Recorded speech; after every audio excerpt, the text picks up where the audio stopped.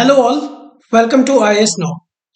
इस वीडियो में हम 2018 सिविल सर्विसेज एग्जाम पेपर 2 यानी कि सीसैट के क्वेश्चन नंबर 41 से क्वेश्चन नंबर 80 तक का एनालिसिस करेंगे। तो आइए शुरू करते हैं क्वेश्चन नंबर 41 से। क्वेश्चन 41 में दिया है कि एक स्टूडेंट है, उसको 30 मार्क्स मिले हैं और वो 30 मार्क्स से फेल हुआ है, और ये बताया है कि 40% मार्क्स जो है वो पासिंग परसेंटेज है। ठीक है, so out of 100 if he gets 40 then he passes the exam. ठीक है, तो यानी कि 30+30 ये जो है वो हमारा 40% मार्क्स हो जाएगा। ठीक है, तो 30+30 विल बी इक्वल टू 40%। 40% क्या है? 40/100, तो ये है 60 के बराबर। तो 100 क्या होगा?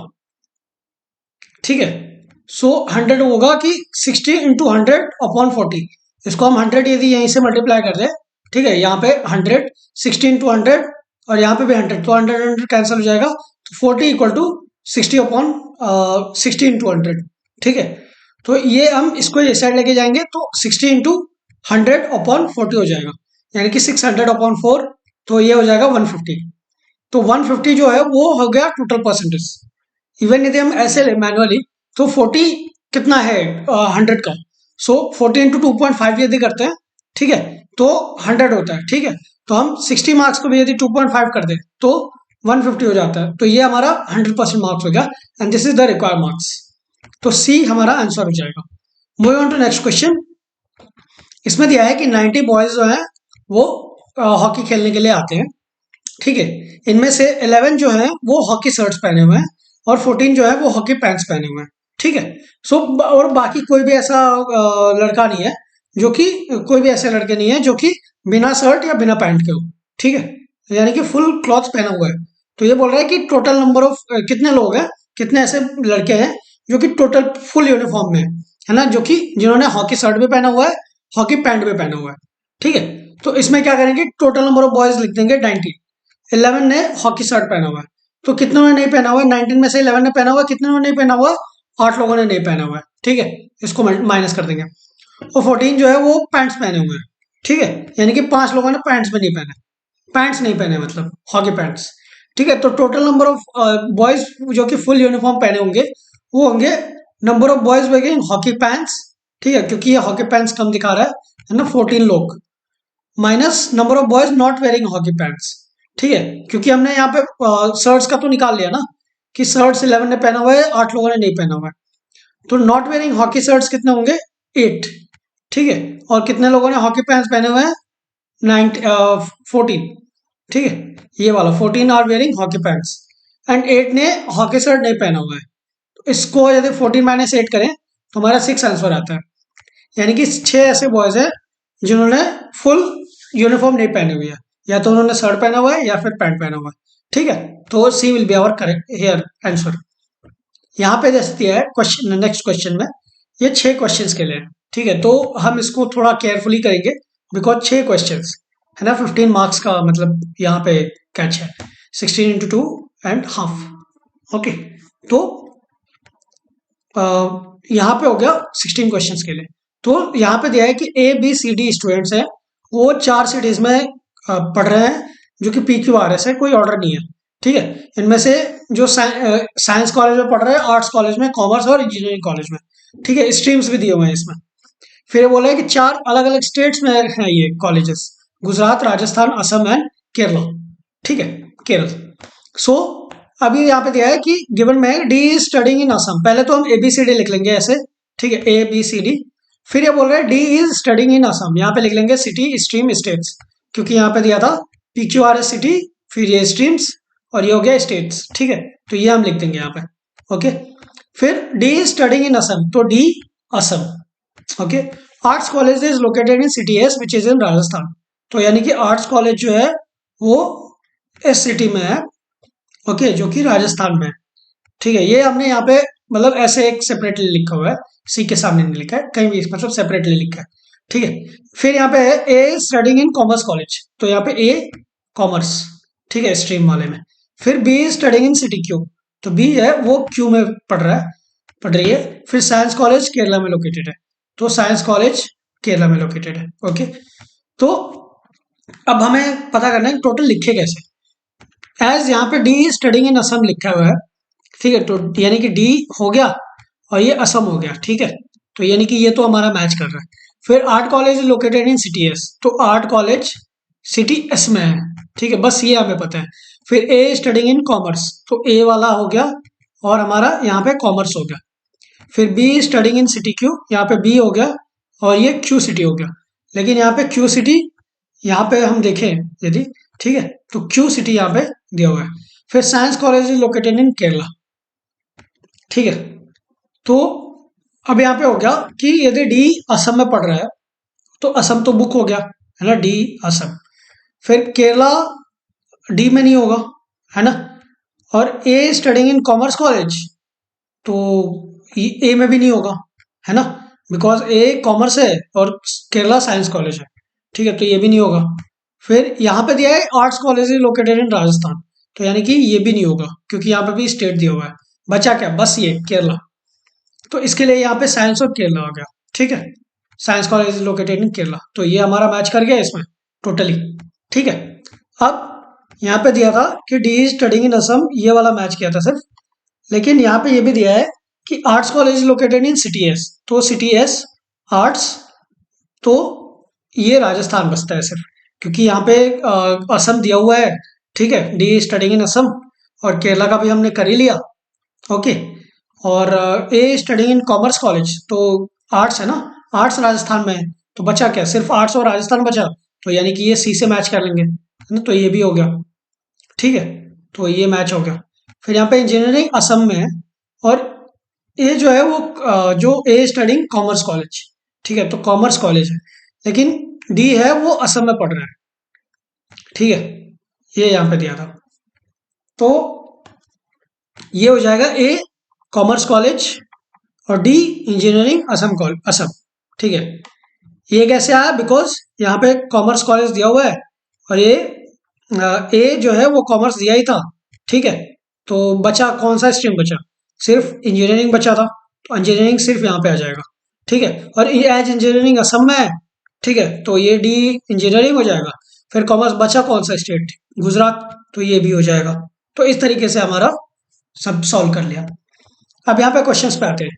ये बोल रहे हैं कि ए कहाँ पे पढ़ रहा है, तो ये देखेंगे कॉमर्स गुजरात, गुजरात में पढ़ रहा है, तो B will be correct answer. फिर साइंस कॉलेज कहाँ पे लोकेटेड है, तो साइंस कॉलेज केरला में लोकेटेड है, ठीक है। लेकिन यहाँ पे सिटी पूछा हुआ है, तो साइंस क्यू, है ना, तो Q will be our correct answer, ठीक है। B studying in city Q, science college located in Kerala, तो A will be correct answer. फिर यहाँ पे पूछा है सी स्टडिंग इन कौन सा स्टेट या फिर सिटी, ठीक है, या फिर स्ट्रीम। तो सी का जो है ना वो आर्ट्स दिख रहा है, राजस्थान दिख रहा है, एस दिख रहा है, यहाँ पे एस नहीं है, आर्ट्स नहीं है, ठीक है, और ना ही कुछ और दिया हुआ है सी वगैरह, यहाँ पे सिर्फ राजस्थान दिया हुआ है, तो C will be correct answer. फिर ये बोल रहा है कि इसमें से कौन सा स्टेटमेंट सही है, तो D is not studying in city S, तो हाँ सही है, डी इज स्टडिंग इन इधर पी और टी, ओके, क्योंकि यहाँ पे पी क्यू आर एस दिया है ना, तो पी या फिर आर, यहाँ पे हम पूरा जो गिवन है उससे हम ये नहीं पता कर सकते कि ये यहाँ पे पढ़ रहा है या फिर ये यहाँ पे पढ़ रहा है, मतलब पी में पढ़ रहा है या आर में पढ़ रहा है, क्योंकि यहाँ पे ऐसा कुछ दिया नहीं है, इंडिकेशन भी नहीं है, दोनों भी हो सकता है। तो इसके लिए D is not studying in S C T S, ये तो कंफर्म है because C is studying in C T S, ठीक है, तो ये वाला सही हो गया। तो ये वाला ए स्टडिंग इन साइंस कॉलेज, ए जो है वो तो कॉमर्स में पढ़ रहा है ना, तो ये गलत हो जाएगा। फिर ए स्टडिंग इन केरल, नहीं गुजरात में पढ़ रहा है, तो ये भी गलत हो जाएगा। Engineering college located in Gujarat, हमने यहाँ पे देखा था असम में है ये, ठीक है, engineering college in Assam, so ये भी गलत हो जाएगा। बचा सिर्फ यही है, D is not studying in city S as D is studying in some other college, P और आर, है ना, सी में जो पढ़ रहा है वो एस में पढ़ रहा है, ठीक है। फिर moving on to next question, question 47, which one of the following statements are correct regarding engineering college, तो इंजीनियरिंग कॉलेज सिर्फ ये है ना, तो यहाँ पे डी सी स्टडिंग देयर, नहीं नहीं, B is studying in Kerala, it is located in Gujarat, no, it is studying in Assam, ठीक है, डी इज स्टडिंग देयर, ये सही है, डी इंजीनियरिंग असम, तो ये हो जाएगा सही जवाब। फिर moving on to next question, which one of the following statements are correct, ठीक है, engineering college is located in Assam, correct है, पहला स्टेटमेंट ही करेक्ट हो गया।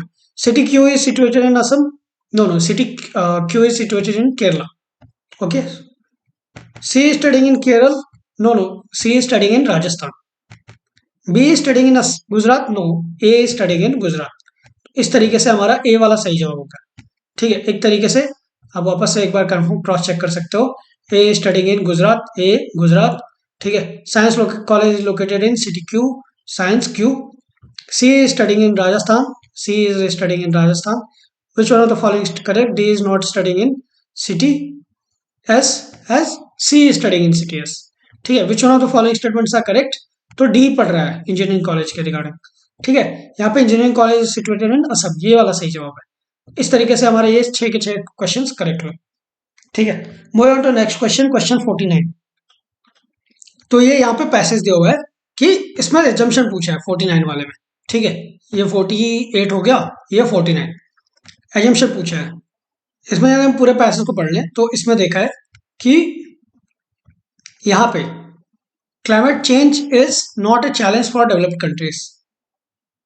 ओके, तो यहाँ पे डेवलप्ड कंट्रीज की बात नहीं की गई है, यहाँ पे बस बोला है कि the problem is most severe for developing countries like India.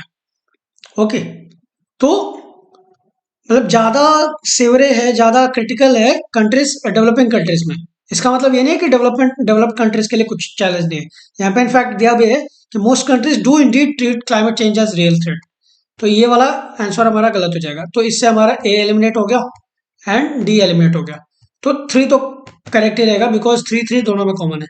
सिर्फ हमें सेकंड स्टेटमेंट देखना है। Climate change is a complex policy issue and also has development issue for many countries.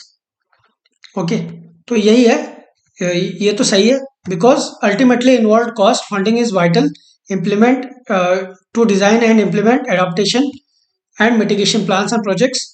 ठीक है, and which would be one of the hardest hit by climate change given its need to finance development. Okay, तो ये complex change issue है, मतलब एक तरीके से क्या हम ये करें या फिर ये करें, ऐसा। Okay, so that is why climate change is a complex policy issue and also a development issue for many countries. That is because वो हार्डेस्ट हिट भी होंगे और उनको जरूरत भी है फाइनेंस डेवलपमेंट की। ठीक है, तो 2 वाला करेक्ट हो जाएगा। तो इसके लिए सी विल बी करेक्ट आंसर है। Ways and means of finance must be found to enable developing countries to enhance their adaptive capacity. ये तो दिया हुआ है कि most countries do indeed treat climate change as threatened, real threat, but and are striving to address it in a more comprehensive and integrated manner with limited resources at their disposal. ठीक है, limited resources है तो यानी कि और finances की आवश्यकता है।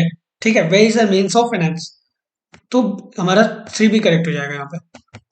सो C will be correct answer. Move on to next question, question number 50।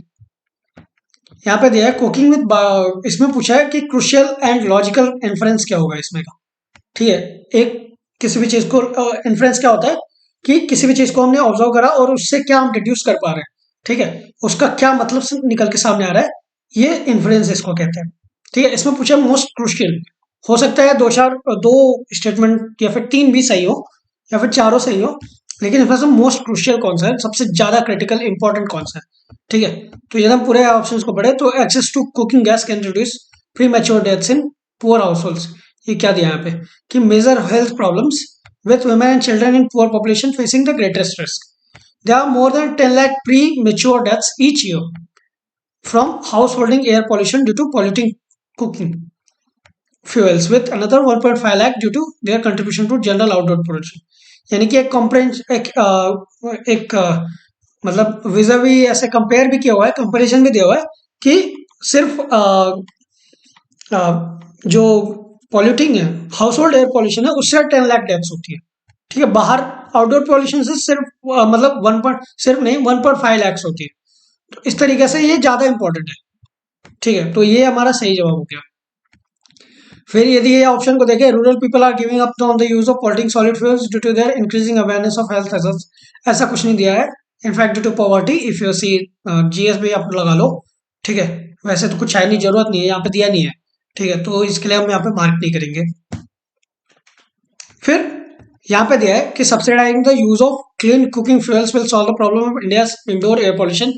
Affordable रहना चाहिए पहली बात, लेकिन यहाँ पे बात भी नहीं की गई है एक्चुअली। और मतलब यहाँ पे एग्जाम्पशन नहीं पूछा है, ठीक है, इन्फरेंस पूछा है, लॉजिकल इन्फरेंस।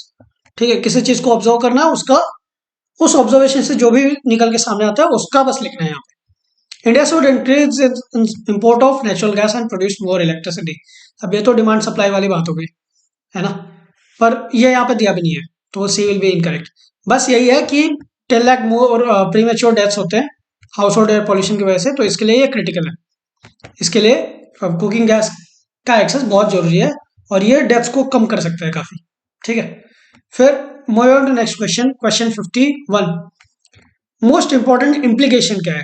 मतलब कोई भी चीज ऑब्जर्वेशन दिया हुआ है, ठीक है, मतलब अरे कोई भी चीज दिया हुआ है पैराग्राफ में, ठीक है, और उसका डायरेक्ट जो इफेक्ट होगा, ठीक है, उसका जो परिणाम होगा, रिजल्ट होगा, रिजल्टेंट, वो क्या है यहाँ पे? Most important implication.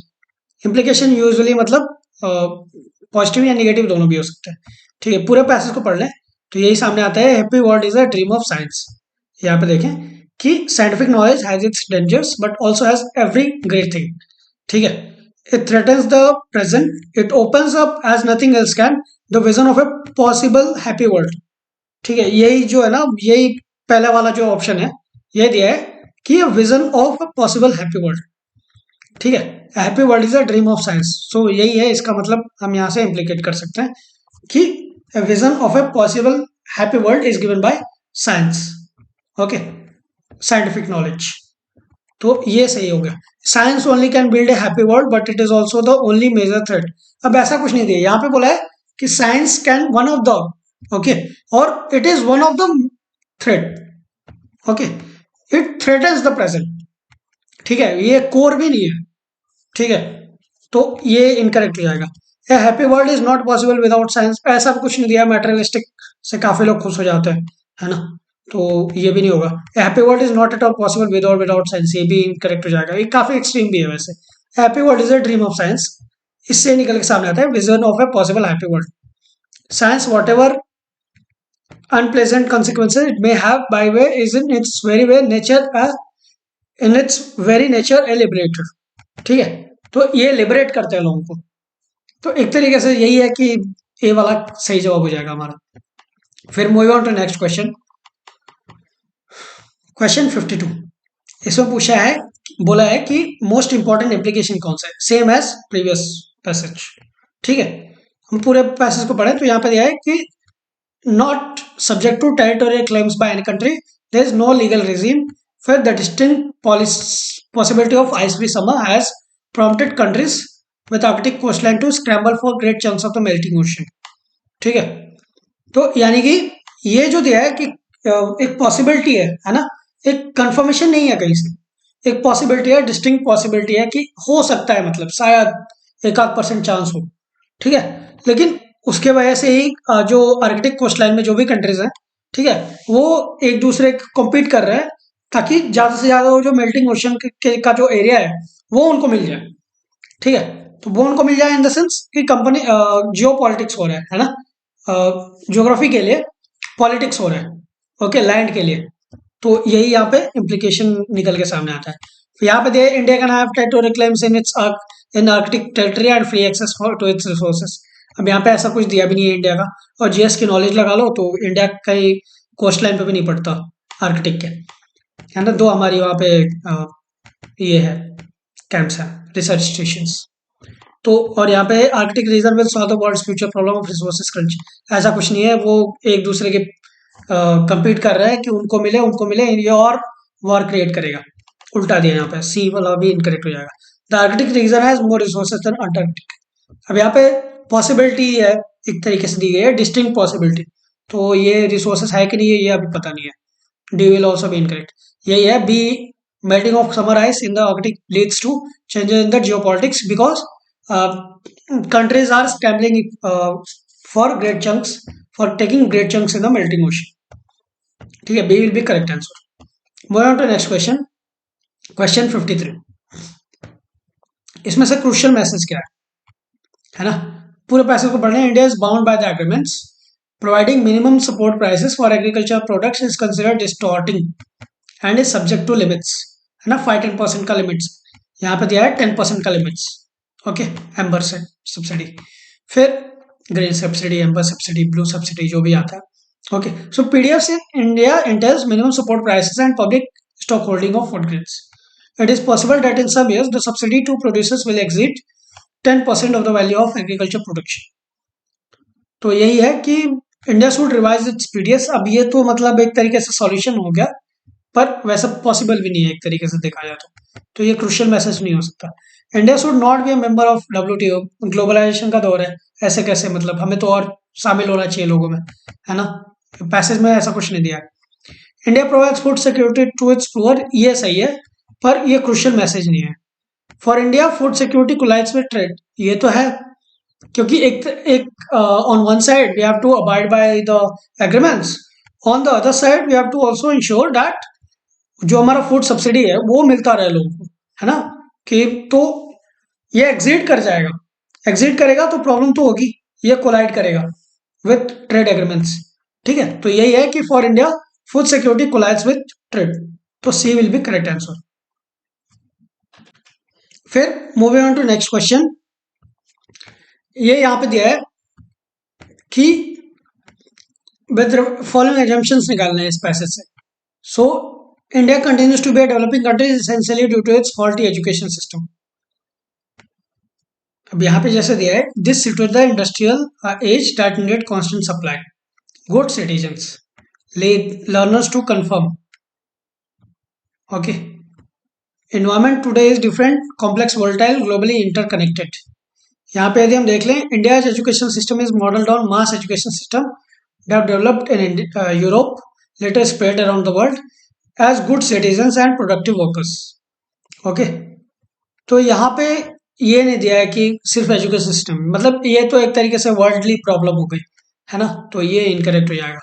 फिर today's learners need to acquire new age skill set, यही तो है यहाँ पे कि नैरो सेट ऑफ कैपेबिलिटीज है अभी, ठीक है, कंप्लाइंट वर्कफोर्स को, ठीक है, कांस्टेंट सप्लाई है कुछ वर्कफोर्स का, लेकिन उनकी कैपेबिलिटीज नैरो है।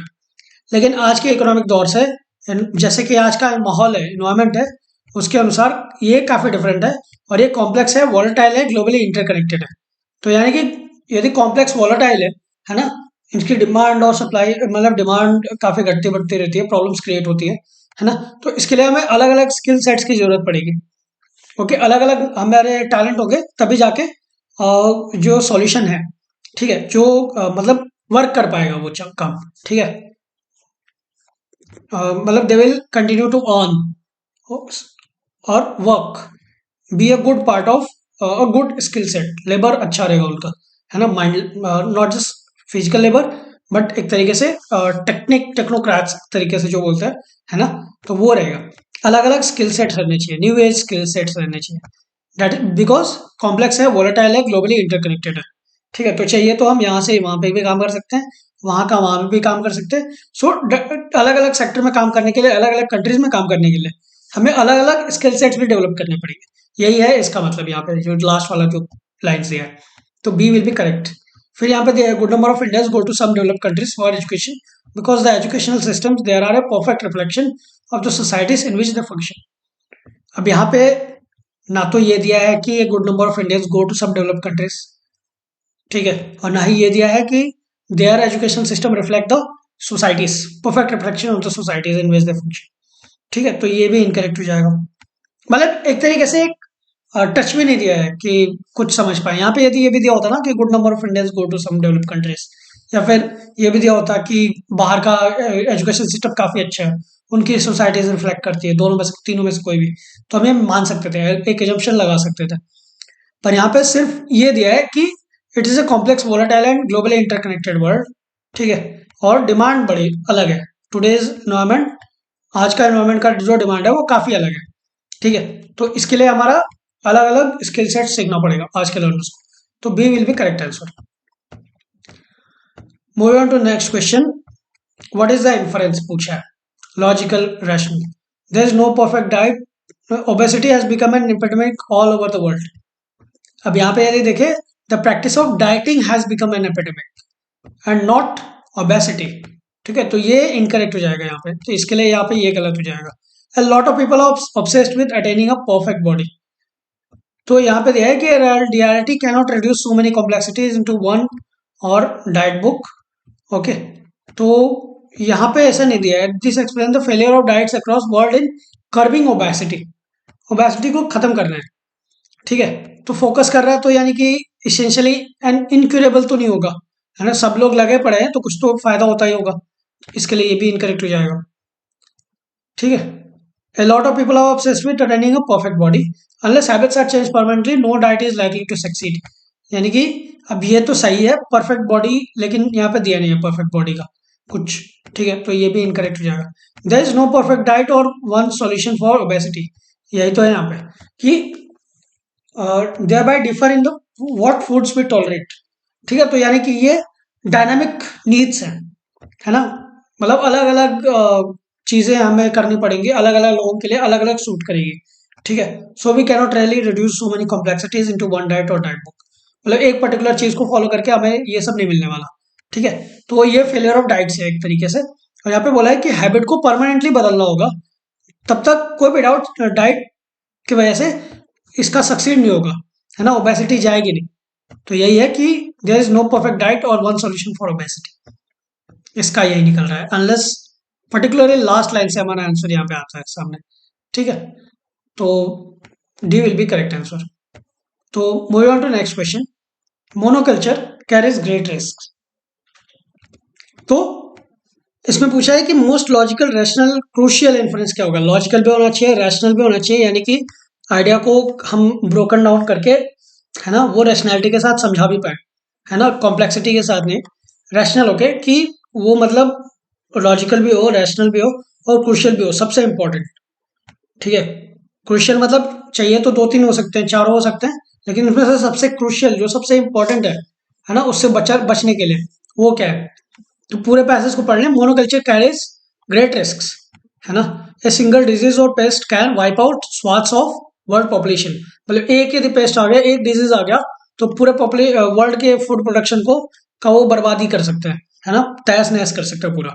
तो that is why it's an alarming prospect, क्योंकि ये जो पॉल्यूशन है, पॉपुलेशन है वर्ल्ड की, वो काफी बढ़ रही है ना। And will eat 70% more by 2050, यानी कि 2050 तक 70% और खाना लगेगा, ठीक है। The risk are magnified by the changing climate. Changing climate उसमें आग में और घी डाल रहा है, ठीक है। तो as the planet warms and monsoon rains intensify, farmlands in Asia will flood. यानी कि यहाँ पे तो है कि यदि पृथ्वी पृथ्वी पे ही रह रहे हैं ना हम, प्लैनेट, तो यदि प्लैनेट वार्म होता है, गर्म होता है, और मॉनसून रेंज जो है वो काफी बढ़ के आती है ना, इंटेंसिटी उनकी काफी बढ़ जाती है, ओके। क्वांटिटी बढ़ जाती है एक पर्टिकुलर टाइम फ्रेम में काफी ज्यादा।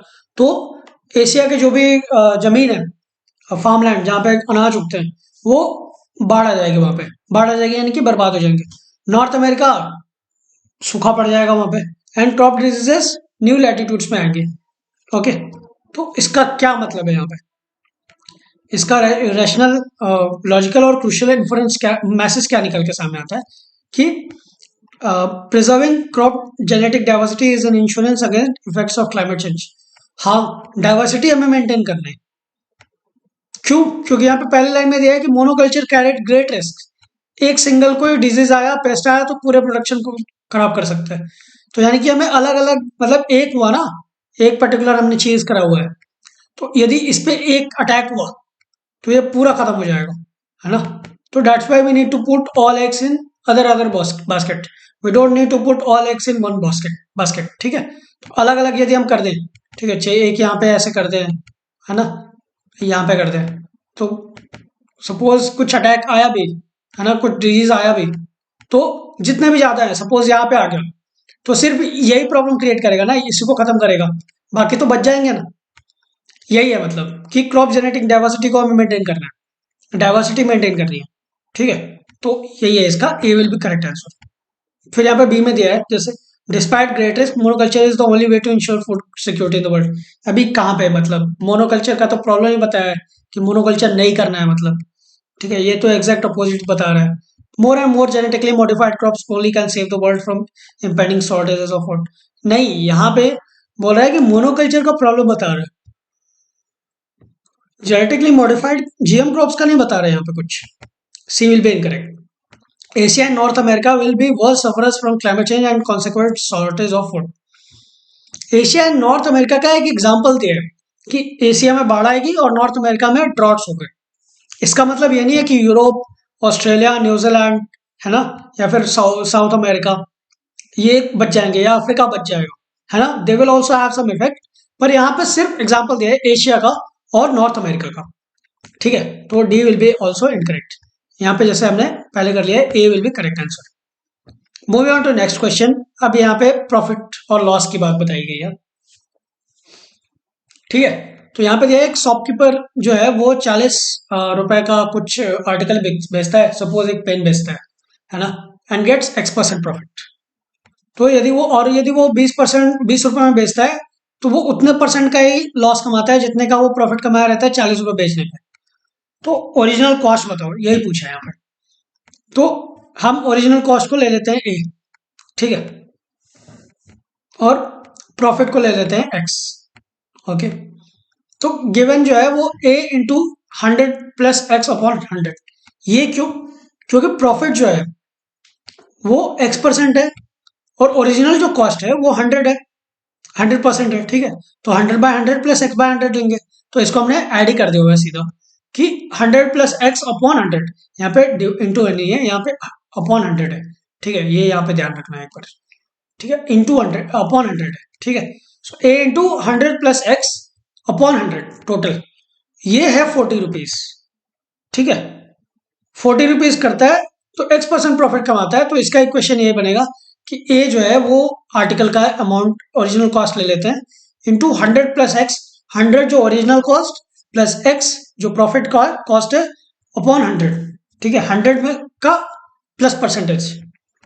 तो और इसको यदि हम सिंप्लीफाई करते हैं, ठीक है, सिंप्लीफाई कैसे करेंगे? 100 से मल्टीप्लाई कर देंगे, ठीक है। यदि हम यहाँ पे 100 से मल्टीप्लाई कर दें तो ये सिर्फ 100 ए आ जाएगा प्लस एक्स आ जाएगा, ए सी ए एक्स, है ना, यहाँ पे ए सी लिख दिया है, ठीक है, ओके। तो यहाँ पे ए एक्स होगा, ठीक है। एक्स जो है वो प्रॉफिट वाला, नहीं सी जो है ना, जो एक्स है ना वो प्रॉफिट है, प्रॉफिट परसेंटेज, ए एक्स। तो विल बी इक्वल टू, अब यहाँ पे दूसरा ये पहला वाला इक्वेशन हो गया कि 100A plus a x equal to 4000। 4000 क्यों? क्योंकि यहाँ पे हमने 100 से मल्टीप्लाई भी करा था, यहाँ पे मल्टीप्लाई करा तो ये 100 कैंसिल हो गया डिवाइड वाला, ठीक है। तो 100A plus a x equal to 4000। अब यहाँ पे दूसरा इक्वेशन है कि ये इतना परसेंट लॉस में आता है, सेम परसेंटेज लॉस, ठीक है। तो 100 माइनस एक्स कर देंगे, कितना परसेंट लॉस उसको माइनस कर देंगे एक्स अपॉन 100, क्योंकि 100 जो ओरिजिनल है, ठीक है। तो 100 माइनस एक्स अपॉन 100, 80% रहा, 80% सपोज रहा, 20% लॉस। तो यहाँ पे 100 माइनस 20 तो 80 अपॉन 100, ये ओरिजिनल कॉस्ट हो गया, है ना। तो ऐसे ही एक तरीके से एज्यूम कर लेते हैं। तो 100 माइनस एक्स अपॉन 100, तो ये हो जाएगा 20 रुपीज, ये यहाँ पे दिया था 20। अब इसको भी हम 100 से मल्टीप्लाई कर देंगे, ठीक है। 100 से मल्टीप्लाई कर देंगे तो इधर 2000 हो जाएगा, है ना। ए इंटू 100 तो 100A माइनस एक्स ए एक्स, ठीक है। तो ये एक्स हो जाएगा। अब हम यहाँ पे यहाँ पे क्या दिया कि दोनों इक्वल है, ठीक है। ही faces same percentage of loss, यानी कि ये दोनों के दोनों ही इक्वल है। तो हम इसको भी और इसको भी इक्वालिटी पे लेके आएंगे। 100A प्लस ए एक्स, ठीक है, इक्वल टू 4000 माइनस 100A, ठीक है। Because a x will be equal to, ये इक्वल क्यों आएगा? बिकॉज यदि हम इसको यहाँ पे लेके जाएं, A x equal to 4000 minus 100A, okay, और A x equal to 100A minus 4000, ठीक है। तो इसके लिए हमारा ए एक्स इक्वल है, ठीक है। ए एक्स इक्वल आ रहा है। तो इक्वालिटी का रूल क्या कहता है कि यदि दो की वैल्यू इक्वल हो तो दोनों को ही इक्वालिटी पे लेके आना चाहिए। दो इक्वेशन है, सपोज 3 प्लस 1 इक्वल टू 4 है और 2 प्लस 2 इक्वल टू 4 है, तो क्या होगा कि 3 प्लस 1 इक्वल टू 2 प्लस 2 हो जाएगा। वैसे ही यहाँ पे भी कि A x equal to 4000 minus 100A है और A x equal to 100A minus 2000 है, तो 100A minus 2000 will be equal to 4000 minus 100A, तो अब हम इसको यहाँ पे लेके जाएंगे और ये वाले को ये साइड लेके आएंगे, तो ये ऐड हो जाएगा और ये ठीक है, ये भी ऐड हो जाएगा। यहाँ पे माइनस है, ये ऐड हो जाएगा, ये माइनस है, यहाँ पे ऐड हो जाएगा। तो 200 है इक्वल टू 6000। अब हम ए की वैल्यू फाइंड आउट करने के लिए इसको डिवाइड कर देंगे इससे। तो 6000 डिवाइड बाई 200, तो 2 0 से 2 0 जाएगा, तो 60/2, 60/2 इज 30। तो C will be correct answer. फिर moving on to next question. ये पे दिया है कि एक सर्कमफ्रेंस ऑफ द सर्कल है, lying on the circumference of a circle, ठीक है, सर्कमफ्रेंस ऑफ अ सर्कल। तो ये सपोज सर्कल हो गया, ठीक है, तो ये हो जाएगा ये पूरा सर्कमफ्रेंस। तो ये 24 है ना, वो इक्वली स्पेस पॉइंट्स है, मान लो अशोक चक्र है, ठीक है, 24 ऐसे पॉइंट्स बनाए गए हैं सेंटर से। और ये जो यहाँ पे maximum number of equilateral triangles कितने बन सकते हैं ये पूछा है ना, 3 वर्टिसेस को लेके। मतलब सपोज हमने इसको ले लिया और इसको ले लिया और इसको ले लिया, तो ऐसे कितने इक्विलेटरल ट्रायंगल्स बन पाएंगे ये पूछा है यहाँ पे, ठीक है। तो एक रूल होता है कि जो भी सेंटर पे एंगल है ना, यहाँ पे सपोज जो भी एंगल रहेगा ये इसका डबल हो जाएगा, इसका डबल रहेगा सामने वाले का। तो इक्विलेटरल ट्रायंगल में सबको पता है कि 180 डिग्री का कोई भी ट्रायंगल होता है, और इक्विलेटरल ट्रायंगल में सारे साइड्स इक्वल होते हैं, तो सारे एंगल्स भी इक्वल होते हैं, है ना। तो 180 डिवाइड बाय 3, क्योंकि 3 एंगल्स 3 साइड्स, तो 60 डिग्री का एंगल होता है ईच डिग्री। तो एंगल सबटेंडेड कितना होगा, ये हमने यहाँ पे देखा कि डबल होता है, तो 60 और 120 हो जाएगा, ठीक है, तो 120। अब ये पूरे सर्कल को देख लें तो ये 360 का होता है एंगल, है ना। ये पूरा जो है ना सर्कल, ये 360 होता है, आधा जो होता है वो 180 होता है ना। एक ट्रायंगल भी 180 होता है, आधा सर्कल भी 180 होता है, और पूरा सर्कल 360 होता है, ठीक है। तो कितने ट्रायंगल्स बन पाएंगे, ओके। तो इसका फॉर्मूला क्या होगा कि जितने भी इक्वली स्पेस पॉइंट्स है ना उसको डिवाइड कर देंगे, जितने भी डिग्री का सबटेंडेड एंगल बन रहा है, किससे, कितना डिग्री है टोटल, ठीक है। तो 24/360, 360 क्यों, क्योंकि ये पूरा जो एंगल है वो 360 अपॉन 120, 120 क्या, वो सबटेंडेड एंगल जो इक्वली प्लेस्ड है, ये नहीं, ये 60 नहीं, ये जो है अपना, है ना, ये वाला पूछा है, ये डबल हो जाएगा। तो इसके लिए यहाँ पे 24/360/120, 0 0 कैंसिल हो जाएगा, और 12 इंटू 3 होता है, सबको पता है 12 इंटू 3 36 होता है, तो यानी कि 24/3, 24/3 क्या होता है 8, यानी कि 8 ट्रायंगल्स बन सकते हैं टोटल। तो C will be correct answer. अब यहाँ पे दिया है कि एक सीक्वेंस दिया हुआ है, ये पूछा है कि नेक्स्ट टर्म क्या है। अब देखने से ही लगता है कि डेट दिया हुआ है ना, 4/12/1995, 1/1/1996, 29/1/1996। अब इसके गैप्स हम फाइंड आउट करेंगे, ठीक है। तो जब हम इसके गैप्स फाइंड आउट करें तो 28 डेज का गैप है, 4 दिसंबर और 1 जनवरी, इसमें 28 डेज का गैप है, ठीक है।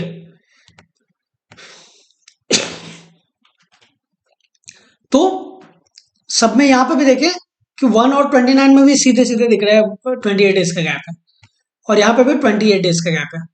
अच्छा, एक यहाँ पे एक और बात है कि 96 जो है, ये इसको हम 4 से डिवाइड करते हैं तो ये लीप ईयर आता है, तो ये हमें ध्यान रखना होगा, बिकॉज 29 फरवरी तक जाना है हमें, 28 फरवरी पे ही नहीं निकल जाना है, ठीक है। अब यहाँ पे 28 डेज का गैप हमें पता चल गया सब में, तो अब यहाँ पे क्या करेंगे, यहाँ पे भी 28 डेज का गैप ऐड कर देंगे, 26 के बाद 27, 28, 29, ठीक है, 3 दिन इसमें, और फिर बचा कितना, 28 माइनस 3 निकल गया 25, तो 25 मार्च, 25 मार्च दिख रहा है कहीं पे, दिख रहा है, तो ये सही जवाब हो गया, है ना। ऐसे क्वेश्चन को सॉल्व करके ही करनी चाहिए, तो तुक्केबाजी नहीं करना चाहिए, बिकॉज ये काफी क्लोज भी दिया हुआ है, 24 मार्च, 25 मार्च, 26 मार्च, 27 मार्च, है ना। तो B will be correct answer यहाँ पे, बिकॉज सब में 28 डेज का डिफरेंस है, और 96 जो है वो लीप ईयर है, इसको 4 से डिवाइड किया जा सकता है कंप्लीटली, तो इसके लिए 29 वाला भी ऐड कर देंगे यहाँ पे, 27, 28, 29 और प्लस 25 डेज इन मार्च, तो 25 March. Moving on to next question. 12 equals squares are placed to fit in a rectangle of diagonal 5 centimetre. मतलब एक यहाँ पे रेक्टेंगल है ना, ये जो है ये 5 सेंटीमीटर है। डायग्राम थोड़ा मतलब अलग बन गया है ना, ये वाला। तो ये जो डायगोनल है ये 5 सेंटीमीटर है। अब ये बोला है कि 12 इक्वल स्क्वायर्स आर प्लेस्ड, है ना, इक्वल स्क्वायर्स। तो सपोज ये यहाँ पे हमने ये कर दिया 2 3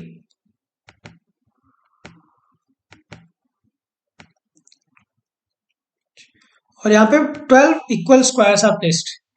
यहाँ पे 1 2 3 4 5 6 और ऐसे 12 स्क्वायर जो है वो फिट किए जाते हैं। 3 रोज कंटेनिंग 4 स्क्वायर्स ईच। 3 रोज है, ये 2 रोज नहीं है, 3 रोज है बोल रहा है। बहुत बढ़िया, 3 रोज है कंटेनिंग 4 स्क्वायर्स ईच,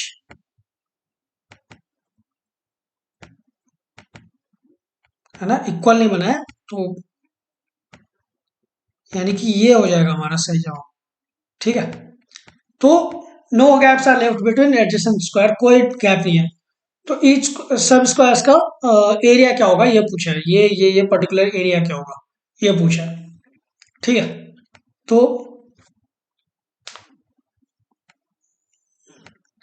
3 स्क्वायर 3 रोज है और 4 स्क्वायर्स है।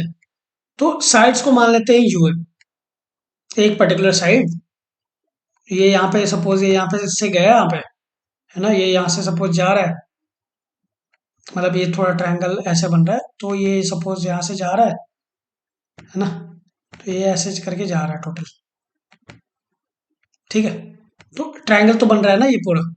तो इसका एज पर पाइथागोरस थ्योरम क्या होगा, 5 सेंटीमीटर का डायगोनल है टोटल ये वाला। ठीक है, और तो क्या होगा, ये वाला क्या होगा, 5 square will be equal to 3u square. 3u क्यों, क्योंकि यहाँ पे 3 ऐसे बने हैं, है ना, 3 रोज है, इसके लिए 3u हो गया। u क्यों लिया, कोई भी लेटर ले सकते हो, मैंने यहाँ पे साइड्स ऑफ सेल भी u लिखा है, मतलब एक साइड जो है ना ये सपोज u ले लिया, यही है। तो 5 स्क्वायर जो है will be equal to 3 square plus 4 square. अब यहाँ पे u इसलिए लिखा है क्योंकि u जो है ना वो साइड है उसका, उतना साइड है, हमें u ही फाइंड आउट करना है। तो 25 will be equal to 3 square, तो 3 स्क्वायर 9 हो जाएगा, 4 स्क्वायर 16 हो जाएगा, यानी कि 25, और 5 स्क्वायर 25, यानी कि 25 will be equal to 25 u square. सिर्फ यू नहीं, यू स्क्वायर, है ना। अब यदि हम 25 कट कर दें तो यहाँ पे सिर्फ 1 आता है। ठीक है, तो यू स्क्वायर इक्वल टू 1, तो यू कितना होगा 1। अब बोलोगे कि प्लस और -1 पर साइड तो 1 -1 सेंटीमीटर की होगी नहीं ना, एरिया मतलब -1 सेंटीमीटर का होगा नहीं, है ना। तो साइड हो जाएगा 1 सेंटीमीटर या फिर 1 यूनिट, मतलब सेंटीमीटर यहाँ पे दिया है तो 1 सेंटीमीटर लेंगे। तो एरिया क्या होगा, area will be equal to side square होता है। ठीक है, यानी कि यू स्क्वायर, है ना, तो यू क्या है 1, तो 1 into 1 will be equal to 1 square centimetre. तो ये C will be correct answer है। फिर moving on to next question, इसमें पूछा है कि इसमें से कौन सा सही नहीं है। On 1 June the actual progress of the work was less than expected. 1 जून कहाँ पे, ये वाला है ना, ये एक्सपेक्टेड प्रोग्रेस है ना, और ये एक्चुअल प्रोग्रेस है। तो यानी कि एक्सपेक्ट किया तो 50% होगा और वह 25% से भी काफी कम, तो यानी कि ये तो सही है मतलब, है ना, तो ये तो सही है, मतलब आंसर गलत है आपका, स्टेटमेंट सही है, नॉट पूछा है तो आंसर गलत है। The actual rate of progress of work was greatest during the month of अगस्त। सही तो है, अगस्त में, सितंबर से पहले 1 सितंबर यहाँ पे आ रहा है, यहाँ पे पिक कर गया ना, एक्सपेक्टेशन इतनी थी पर हो गया इतना कम, 100% तक चला गया, तो ये भी सही है, यानी कि आंसर के हिसाब से गलत है। फिर the work was actually completed before the expected time. Expected था कि हम यहाँ पे 1 सितंबर तक काम को खत्म करेंगे, पर हमने 15 अगस्त तक ही सब तकरीबन कर दिया, है ना, मतलब इस ग्राफ के अकॉर्डिंग, इस ग्राफ में जो भी लोग थे, तो ये भी सही है, मतलब आंसर के हिसाब से गलत है। फिर यहाँ पे दिया है during the period from 1 April to 1 September at no time was the actual progress more than the expected progress. मतलब एक्चुअल प्रोग्रेस कभी बड़ा था ही नहीं as compare to expected progress. तो यानी कि ये, पर यहाँ पे तो था ना, यहाँ पे अभी हमने सी वाले में देखा कि वर्क को actually completed before the expected time. Expected time था सितंबर, उसके पहले ही यहाँ पे एक्स्ट्रा काम करके खत्म कर दिया। तो ये हमारा गलत हो जाएगा, आंसर के हिसाब से यही सही होगा। फिर moving on to next question. तो एक स्पोर्ट्स मीटर विनर का स्टैंड है, 3 वुडन ब्लॉक्स लगाए गए हैं। आपने देखा होगा ओलंपिक्स में, कॉमनवेल्थ गेम्स में ऐसे ही, मतलब फर्स्ट सेकंड थर्ड ऐसे लगाया जाता है, ठीक है। तो ये वुडन ब्लॉक्स लगाए गए हैं ताकि उस पर एथलीट स्टैंड कर पाए। यहाँ पे दिया है कि 6 डिफरेंट कलर्स अवेलेबल है, 6 अलग अलग कलर्स अवेलेबल हैं, ठीक है। और ऐसे करके तीनों ब्लॉक्स को पेंट करना है कि उनमें से दो में से किसी का भी कलर सेम ना हो। कहने का मतलब कोई भी कलर सेम नहीं होना चाहिए, है ना। यहाँ पे अब क्या हो गया, यहाँ पे एक कैच है, कलर यहाँ पे सेम नहीं होने चाहिए। सेम होता तो कॉम्बिनेशन लगता, पर सेम नहीं है, डिफरेंट है ना। No two of them has the same colour, तो यहाँ पे परमुटेशन लगेगा।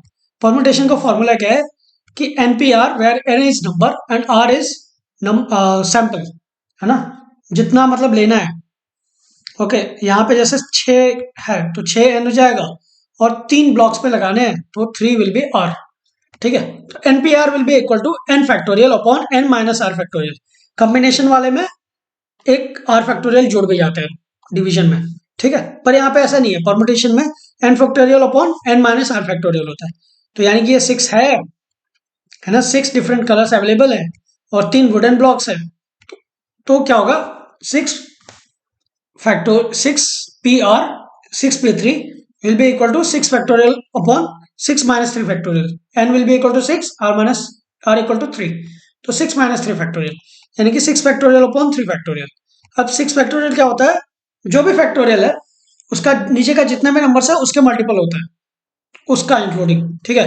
यानी कि यहाँ पे 6 है तो 6 × 5 × 4 × 3 × 2 × 1 होगा, सेफ्टी के लिए यहाँ पे, क्योंकि यहाँ पे 3 से डिवाइड भी करना है, डिवीजन भी है हमारा।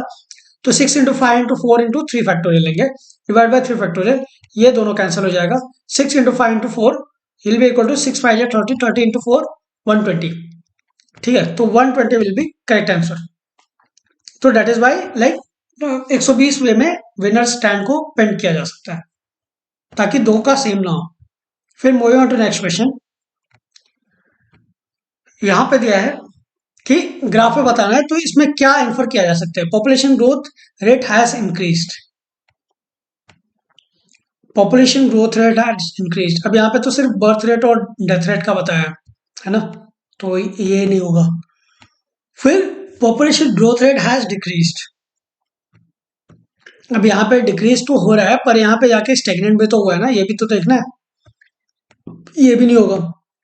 Growth rate of population has remained stable, नहीं है, यहाँ पे गैप कम है, यहाँ पे गैप काफी ज्यादा है। Population growth rate shows no trend, ये सही है, ठीक है, बिकॉज यहाँ पे तो मतलब कम है, यहाँ पे थोड़ा बड़ा, यहाँ पे बहुत बड़ा, मतलब थोड़ा ज्यादा बड़ा है ना, यहाँ पे भी बड़ा, यहाँ पे भी बड़ा, यहाँ पे मतलब थोड़ा सा कांस्टेंट रहा, यहाँ पे बड़ा, यहाँ पे उससे ज्यादा बड़ा, है ना, यहाँ पे तो बड़ा ही, यहाँ पे फिर बड़ा, यहाँ पे तक आके कांस्टेंट हो गया, है ना। ये वाला फेज थोड़ा कांस्टेंट हुआ है एक तरीके से देखा जाए तो, कांस्टेंट भी नहीं हुआ है, मतलब एक तरीके से देखा जाए तो, है ना। यहाँ पे तो ट्रेंड ही बढ़ रहा है ऐसे, है ना, स्लोप, यहाँ पे ऐसे, यहाँ ये भी नहीं कि यहाँ तक गया है ना, यहाँ से वो नीचे भी गया है। तो मतलब ऐसा कुछ इंक्रीजिंग डिक्रीजिंग स्टेगनेंट ऐसा कुछ दिया नहीं है, टोटल ट्रेंड पूरा देख ले तो D will be correct answer है। फिर यहाँ पे पूछा है कि इसमें से बताओ कि 1970 को बेस ईयर ले लें तो पॉपुलेशन मतलब बताओ क्या हुआ है, population is stabilised after 35 years. तो यदि हम 70 को बेस ईयर लेते हैं तो 35 ईयर्स के बाद क्या होता है, 2005, ठीक है 2005।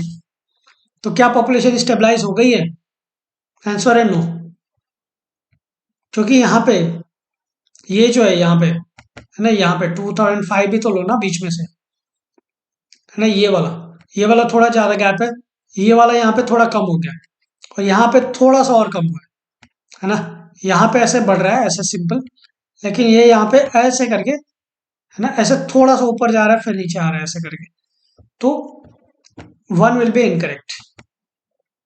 फिर बोल रहे हैं population growth has stabilised after 35 years. ठीक है, तो ग्रोथ जो है ना ये वाला कांस्टेंट है, पॉपुलेशन तो बढ़े रहा है ना, पॉपुलेशन यहाँ पे बढ़ रहा है, ये यहाँ पे बढ़ रहा है ना, पॉपुलेशन में कोई कमी नहीं है, ग्रोथ वाला जो है ना वो स्टेबलाइज हुआ है एक तरीके से, यहाँ से एक स्टेगनेंट देखने को मिल रहा है कि कांस्टेंट दिख रहा है यहाँ पे। ठीक है, तो ये करेक्ट हो जाएगा। फिर death rate has fallen bye 10% in the first 10 years. यहाँ पे देखें फर्स्ट 10 ईयर्स में 1970 टू 1980, तो यहाँ पे ये 25 था। ठीक है, और यहाँ पे 10 ईयर्स के बाद पूछा ना, तो यहाँ पे 20 है, 20 और 25 के बीच में 5% का एक गैप है, तो 10% नहीं 5%, तो इसके लिए ये भी इनकरेक्ट हो जाएगा। फिर birth rate has stabilised after 35 years, same death rate भी स्टेबलाइज हुआ है, मतलब है ना, और बर्थ रेट भी स्टेबलाइज हुआ है, तभी तो पॉपुलेशन स्टेबलाइज हुआ है यहाँ पे, है ना, यहाँ पे दिख रहा है। ठीक है, तो ये हमारा सही जवाब हो गया। So 1 and 4, 2 and 4 will be correct answer, तो D will be correct answer यार। फिर moving on to next question, average hourly earnings दिया है एक ईयर ई का,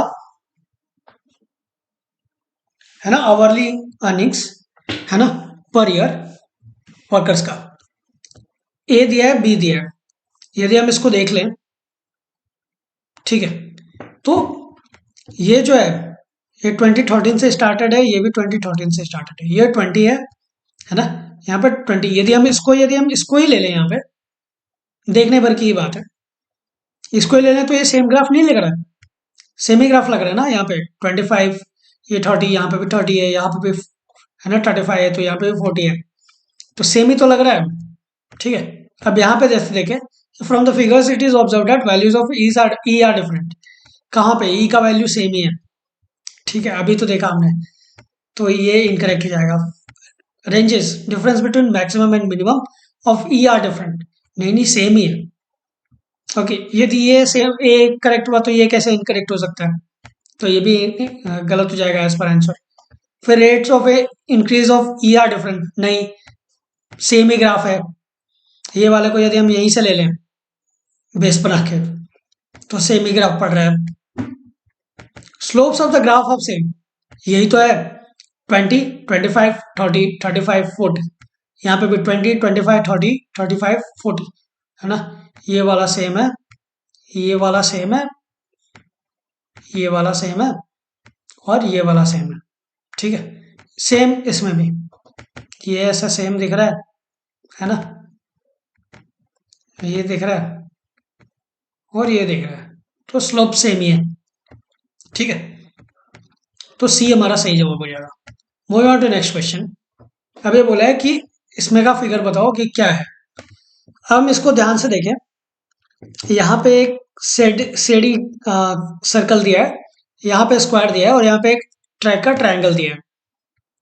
यहाँ पे देखें तो ये जो है ये यहाँ पे आ रहा है, ओके, और ये जो है वो यहाँ पे आ रहा है, और ये जो है वो यहाँ पे जा रहा है, मतलब तीसरे एक सर्कल बना दिया जाए तो इनकी ये यहाँ पे सेम, ये जो है वो यहाँ पे आ रहा है, फिर ये जो है वो यहाँ पे आ रहा है, यानी कि ये जो है वो यहाँ पे आएगा, है ना, यानी कि ये यहाँ पे आ जाएगा।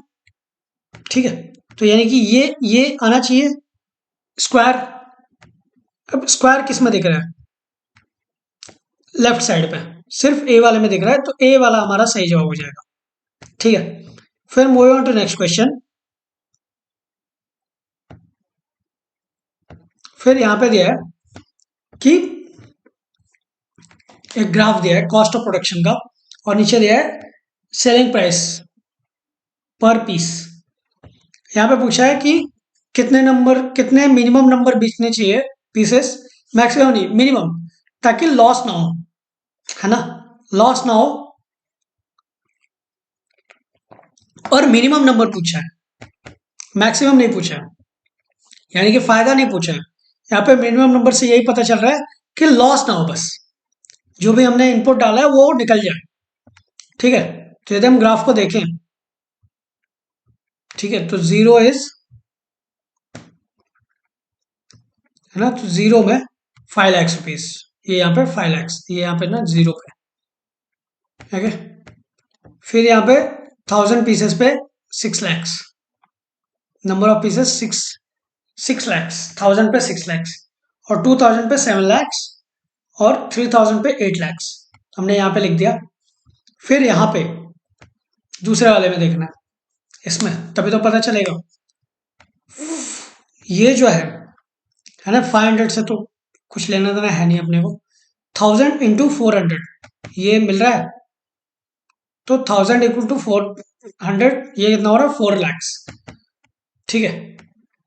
फिर 350 इंटू 2000 ये हो रहा है 7 लैक्स, है ना,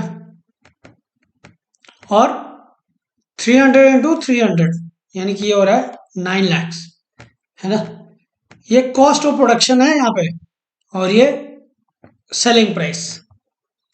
तो कॉस्ट ऑफ प्रोडक्शन हमारा, सपोज हमने 8 लैक्स डाला, तो हमारा आउटपुट निकल के आ रहा है 9 लैक्स, तो यानी कि यहाँ पे फायदा हो रहा है, पर इसने मिनिमम नंबर पूछा है ना, यानी कि फायदा लॉस ना हो, लॉस ना हो फायदा भी ना हो, ठीक है, तो ये भी नहीं होगा।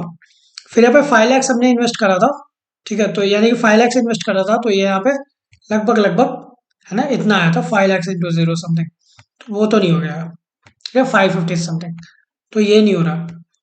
फिर 2000 पीसेस के लिए 7 लैक्स आ रहा है, और 2000 का हमने 7 लाख रुपीज ही डाला था, और 2000 पीसेस पे 7 लैक्स ही हमारा आउटपुट आ रहा है, ठीक है, तो यही हमारा आंसर हो जाएगा। तो यानी कि 2000 pieces should be manufacture to avoid a loss, so A will be correct answer. फिर यहाँ पे दिया है एक लिफ्ट की कैपेसिटी है 18 चिल्ड्रन की या 30, अरे 18 एडल्ट की या 30 बच्चों की, तो कितने बच्चे लिफ्ट पे चढ़ सकते हैं 12 एडल्ट्स के साथ में। ये वाला हमने यदि देखें तो पिछले पीवाई क्यूज में भी किया था, सेम क्वेश्चन, ठीक है, मतलब सिमिलर क्वेश्चन ऐसे ही दिया था कि इतने बच्चे या फिर इतने एडल्ट ये कर पाते हैं, काम कर पाते हैं, तो कितने एडल्ट के साथ इतने बच्चे कर पाएंगे।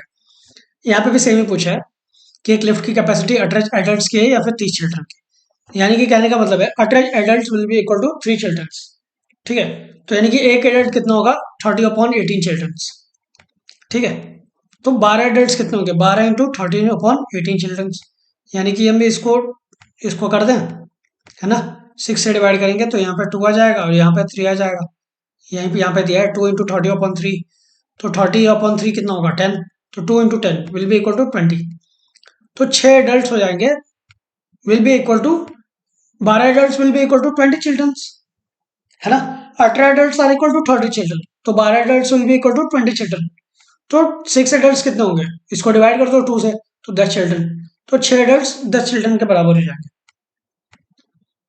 तो यानी कि 12 एडल्ट के साथ 18 एडल्ट जा सकते हैं टोटल, तो यानी कि 12 एडल्ट जा रहे हैं, उनके साथ 6 एडल्ट की जगह पे 10 बच्चे जा सकते हैं, है ना, तो यहीं पे पूछा है कि how many children can board the lift with 12 adult, तो बी हमारा सही जवाब हो जाएगा यहाँ पे, ठीक है। फिर moving on to next question, question 16 है, a person brought a refrigerator worth rupees 22,800 with a 12.5 interest compounded yearly, और वो मतलब 22,800 का खरीदा कुछ रेफ्रिजरेटर, और 12.5% का इंटरेस्ट रेट ले रहा है, कंपाउंडेड, है ना, compound interest rate, not simple, ठीक है, तो कंपाउंड इंटरेस्ट रेट वाला फॉर्मूला लेगा। At the end of first year he paid 8,650, पहले साल के अंत में वो 8,650 रुपए पे करता है, दूसरे साल में 9,125 पे करता है, तो तीसरे साल में कितना पे कर दे ताकि पूरा का पूरा उसका कर्ज उतर जाए, पूरी की पूरी ईएमआई जो है वो खत्म हो जाए।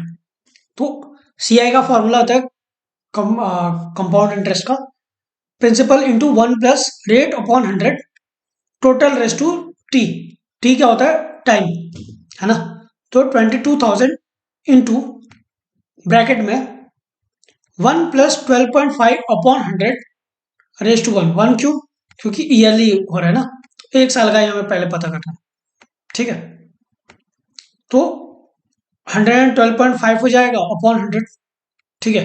अब ये 112.5 अपॉन 100 हो गया, तो इसको हम मल्टीप्लाई कर सकते हैं, डिवाइड कर सकते हैं। तो 228 इंटू 112.5, इसको हम मैनुअली काउंट करेंगे तो 25,650 आता है। इसमें से 8,650 उसने पे कर दिया, बचा कितना? 17,000। अब क्या होगा कि टोटल पे नहीं लगेगा कंपाउंड, कंपाउंड इंटरेस्ट कितने पे लगता है? जितना अमाउंट आपका बचा है, जितना भी आपका सूद कितने पे लगेगा, जो भी ब्याज है वो कितने पे लगेगा, जितना आपने अमाउंट बचा है, ठीक है। पूरे पे नहीं लगेगा अमाउंट, आपने पे कर दिया तो आधा पे कर दिया तो आधे वाले पे ही लगेगा। तो ऐसे ही अब 25,650 था पहले साल में, 8,650 खत्म पे कर दिया, बचा कितना? फिर 17,000 बचा। अब ये जो कंपाउंड लगेगा वो 17,000 पे लगेगा। Again same formula, 17,000 into 1 plus 12.5 upon 100 raise to 1, एक ही साल का निकालना क्योंकि एक साल बाद वो वापस पे कर रहा है। तो 17,000 इंटू 112.5 इंटू 100, ये 100 से 100 जाएगा, फिर 170 इंटू 112.5, ये हो जाएगा 19,125। 9,125 पे कर रहे हैं, यानी कि बचा कितना? 10,000। अब वापस से हमें, ठीक है, बचा कितना? फिर 10,000। अब 10,000 का हमें कंपाउंड इंटरेस्ट निकालना है, ओके। तो 10,000 इंटू 1 प्लस 12.5, रेट सेम है ना, रेट में कोई डिफरेंस नहीं है। तो 1 प्लस 12.5 अपॉन 100, तो 10,000 इंटू 112.5 इंटू अपॉन 100, ये 2 जीरो कैंसिल हो जाएगा, ये 2 जीरो से, ठीक है। 100 इंटू 112.5, ये तो ईजी है, 11,250 है ना, ये वाला जो है ना, ये और आगे चला जाएगा, डेसिमल जो है ना, ये यहाँ पे आ जाएगा, 100 से मल्टीप्लाई किया तो 11,250, यानी कि इतना उसको और पे करना पड़ेगा डेट को क्लियर करने के लिए। तो D will be correct answer. Moving on to next question, ये भी एक वर्बल रीजनिंग का क्वेश्चन है।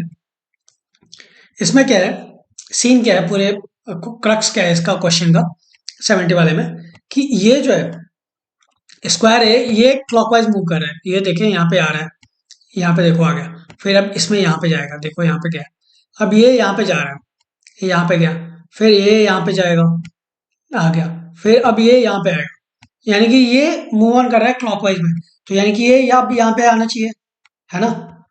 तो स्क्वायर जो है वो तीसरे क्वाड्रेंट में होना चाहिए, मतलब ये यहाँ पे ऊपर होना चाहिए, सिर्फ यही एक है जहाँ पे हो रहा है ऐसा, ठीक है। तो B will be correct answer. और एक और ट्राइंगल का भी देख लेते हैं। तो ट्राइंगल जो है वो ना एंटी क्लॉकवाइज आ रहा है, ये यहाँ पे आ गया, देखो यहाँ पे आ गया, अब ये यहाँ पे जाएगा, यहाँ पे गया, ओके। अब ये यहाँ पे गया, यहाँ पे जाएगा, यहाँ पे गया, अब ये वाला यहाँ पे गया, यहाँ पे आ गया, फिर ये अब ना यहाँ पे जाएगा, तो ये यहाँ पे आ गया। अब इसका क्या करेगा कि ये वापस यहाँ पे आएगा, ओके।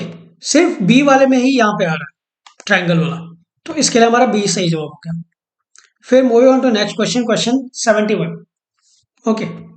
यहाँ पे ग्राफ दिया हुआ है, इसमें पूछा है कि लॉजिकल और रैशनल इन्फ्रेंस क्या है ना। Over the last 2.5 year, half decades, the dependency ratio for B country has, for country B has decreased, है ना, कंट्री बी का है ना, ओवर द लास्ट 2.5 डिकेड्स, यानी कि 2.5 डिकेड्स में लास्ट वाले में डिपेंडेंसी रेशियो डिक्रीज हुई है कंपनी की। ये जो है देखो, है ना, ये डिक्रीज हो रही है, यहाँ से स्टार्ट हो रही है, यहाँ से है ना, यहाँ से ये डिक्रीज हुई है 2.5 में, 2.5 डिकेड्स में, यानी कि 2025 यहाँ से डिक्रीज होनी स्टार्ट हुई है, ये यहाँ पे, ठीक है। डिपेंडेंसी रेशियो क्या है? 64 प्लस जो भी लोग हैं, जो है ना, तो वर्क पॉपुलेशन इंक्रीज होनी चाहिए, वर्किंग पॉपुलेशन, और बाकी जो पॉपुलेशन बच्चे और जो ओल्डर पॉपुलेशन है वो डिक्रीज होनी चाहिए, और वर्किंग पॉपुलेशन इंक्रीज होनी चाहिए, ठीक है।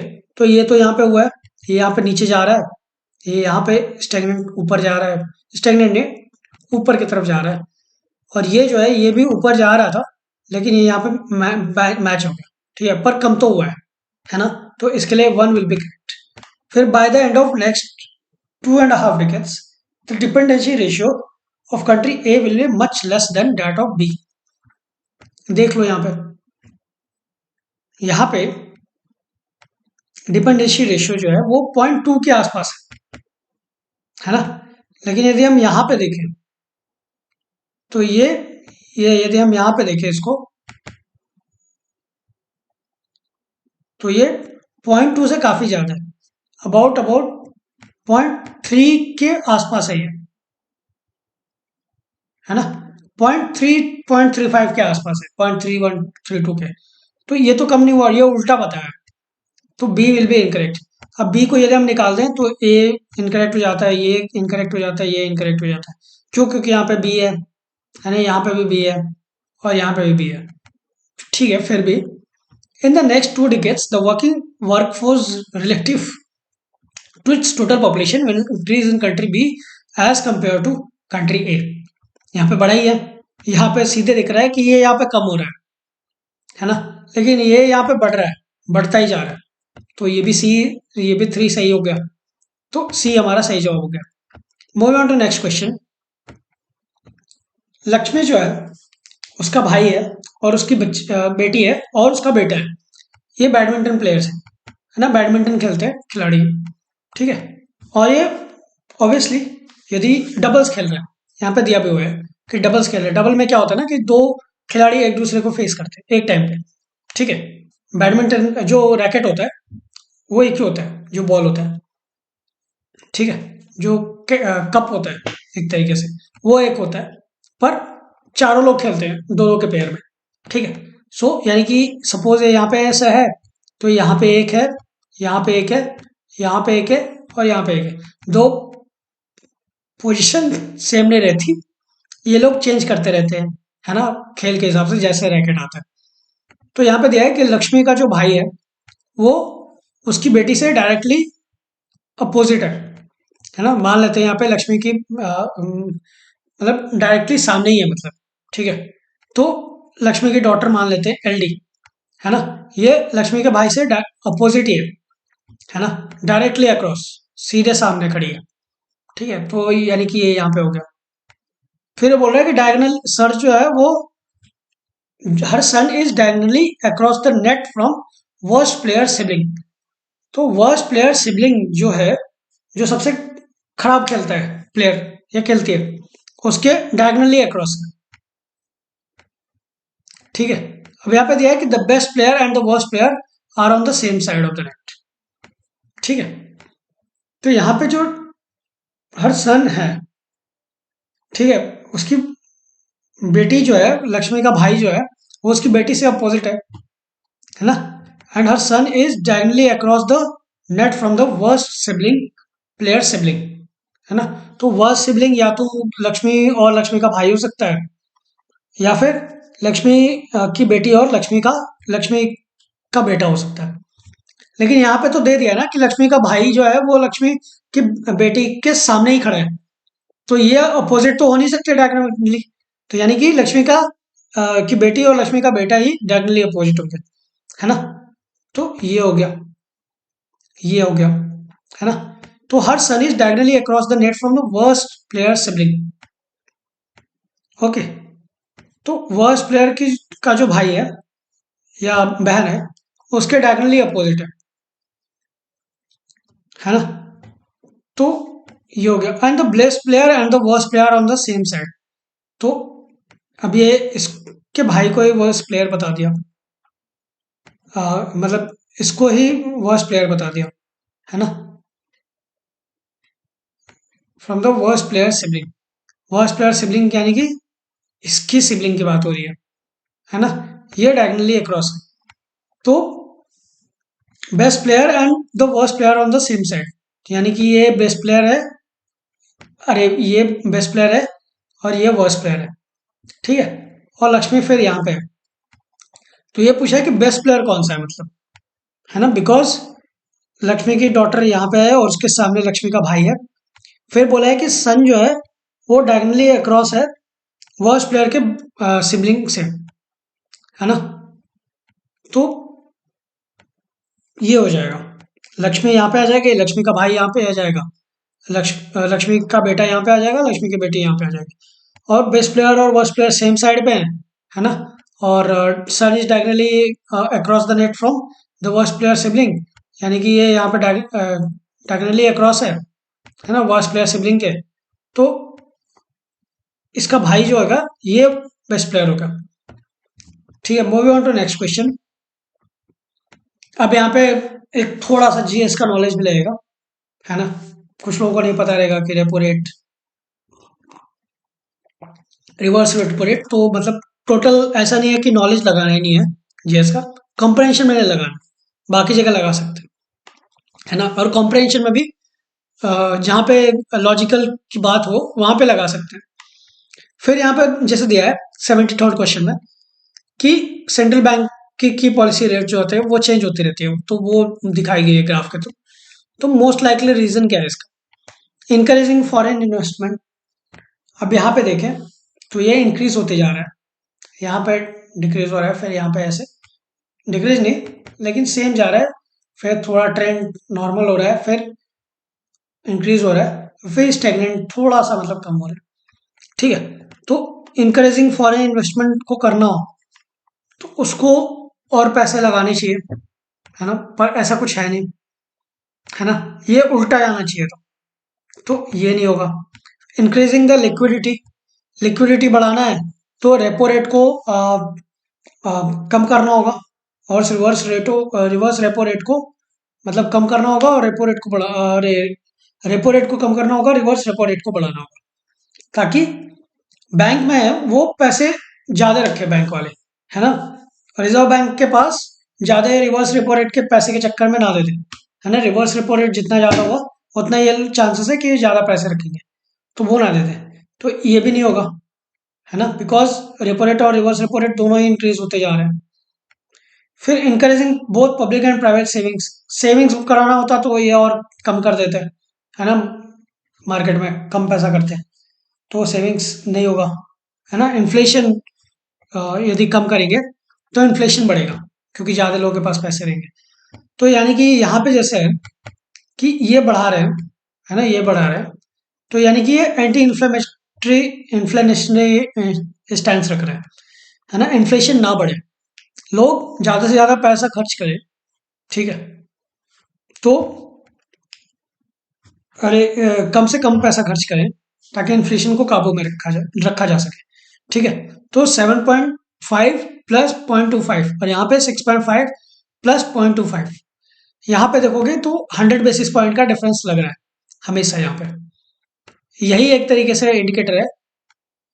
यहाँ पे जैसे 1.5 था, 150 बेसिस पॉइंट था, है ना, और ये जो है CRR जो है वो कांस्टेंट रह रहा है ना, उसमें कोई चेंज नहीं है।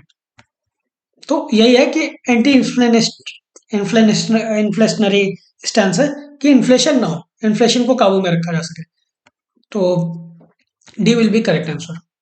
फिर moving on to next question. अब ये टेली डेंसिटी डाटा दिया है कि कितने लोगों के पास फोन है नहीं है ना। तो 74 वाला क्वेश्चन जो पूछा है इसमें बोला है कि लॉजिकल और रैशनल इंफरेंस बताओ, है ना। Higher per capita income is generally associated with higher tele density. First वाले में देख लें तो स्टेट 1, 3, 5, 6, 7, 9 यहाँ पे लिखा हुआ है ना, तो यहाँ पे तो बढ़ रहा है, लेकिन 4 में ये वाले में घट रहा है ना, उतना नहीं है, 35 है ना, 5 है, और यहाँ पे 47 है, तो जनरली तो है ना, कंप्लीटली बोलता तो नहीं होता, पर जनरली है तो 1 विल बी करेक्ट। फिर higher GDP growth rate always ensures higher per capita income. State 3 में देखा जाए तो ग्रोथ रेट 10.93 है, पर कैपिटा इनकम जो है वो 254 है, ठीक है, लेकिन यहाँ पे ग्रोथ रेट 9.7 है, लेकिन इससे डबल है ग्रोथ पर कैपिटा इनकम, तो higher GDP growth rate doesn't necessarily leads to per capita income increase, है ना। ऑलवेज यहाँ पे दे दिया तो यही बेड़ा गर्क कर दिया, मतलब प्रॉब्लम क्रिएट कर दिया। है ना, तो ये इनकरेक्ट हो जाएगा। फिर higher GDP growth rate does not necessarily ensure higher tele density, यही तो है बी वाले में, सेम ही है कि जहाँ पे हायर जीडीपी ग्रोथ हुआ जरूरी नहीं कि वहाँ पे हायर टेली डेंसिटी हो, बिकॉज यहाँ पे 9.52 से हम 70.27 है ना, यहाँ पे सिर्फ 8.88 से 104.86 है, ठीक है, यहाँ पे सिर्फ 7.76 से 82 पॉइंट है, ठीक है, यहाँ पे है ना, ऐसे करके यहाँ पे सिर्फ 5.6 है, देखो ये तो क्लासिकल एक एग्जांपल हो गया, इससे 97.9 हो गया, ठीक है। तो ये जरूरी नहीं है कि higher GDP growth rate necessarily ensure higher density, तो सही तो दिया है यहाँ पे, तो 1 and 3 विल बी करेक्ट। फिर फोर्थ वाले में दिया है कि nowadays prosperity of an already high performing state cannot be sustain without making further large investment in its telecom infrastructure. अब इससे तो मतलब सिर्फ पर कैपिटा का निकल रहा है, पर कैपिटा इनकम निकल रहा है, जीडीपी ग्रोथ रेट निकल रहा है टेली डेंसिटी से, है ना, तो और यहाँ पे इन्वेस्टमेंट की बात भी नहीं की गई है, यहाँ पे सिर्फ जीडीपी ग्रोथ रेट बताया, पर कैपिटा बताया, तो ये भी इनकरेक्ट हो जाएगा। Nowadays very high tele density is the most essential condition, again वही है मतलब, है ना, कुछ नहीं दिया है ऐसा कुछ, तो दोनों ये इनकरेक्ट हो जाएगा, तो D will be correct answer. Moving on to next question, ये भी ग्राफ पे ही बेस्ड है ना, तो यहाँ पे दिया है एक टैक्स दिया है कि ये अलग अलग है, थोड़ा जूम करके देखना पड़ेगा चाहिए तो, है ना, तो during the given period the revenue from direct taxes as percentage of gross tax revenue has increased while that of indirect taxes decreased. तो डायरेक्ट टैक्स क्या है इसमें, डायरेक्ट टैक्स यहाँ पे कॉर्पोरेट हो जाएगा, फिर पर्सनल इनकम टैक्स हो जाएगा, तो यानी कि ये बोल रहा है कि ये तो इंक्रीज हुआ है, देखो इंक्रीज हो ही रहा है, सही बात है ना, और इनकम टैक्स जो है वो डॉट डॉट डॉट वाला, है ना, ये वाला है ना, तो ये इंक्रीज हुआ है, ठीक है, ये वाला जनरली इंक्रीज हुआ है ना, और ये एक्साइज कस्टम्स वगैरह, एक्साइज और सर्विस टैक्स वगैरह ये डिक्रीज हुआ है, जैसे देखो ये वाला कस्टम्स हो गया, ये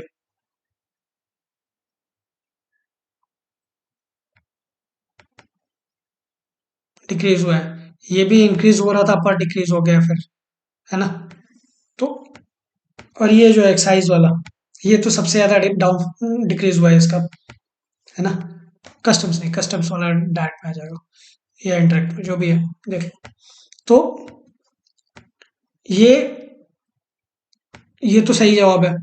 फिर the trend in the revenue from excise duty demonstrate that the growth of manufacturing sector has been negative during the given period. अब एक्साइज का दिया है, मैन्युफैक्चरिंग का इससे क्या लेना देना, है ना, मतलब यहाँ पे जीएस की नॉलेज मत लगाना, ओके, तो इसके लिए मैं पहले बोला था कि नहीं पता कि कौन सा है डायरेक्ट टैक्स है, तो यहाँ पे एक पट सेलेक्टिवली जीएस की नॉलेज अप्लाई करनी है, जैसे जीएस की नॉलेज सिर्फ हमें यहाँ पे अप्लाई करने थे कि डायरेक्ट टैक्सेस और इनडायरेक्ट टैक्सेस कौन सा है, सिर्फ आपको यदि ये भी पता है कि कॉर्पोरेट टैक्स और इनकम टैक्स ये डायरेक्ट टैक्स है, और एक्साइज और सर्विस टैक्स जो है वो इनडायरेक्ट टैक्स है, ठीक है, even though if you don't know about customs, तो आप इसका सही जवाब दे सकते थे, तो B two will be incorrect, A will be correct.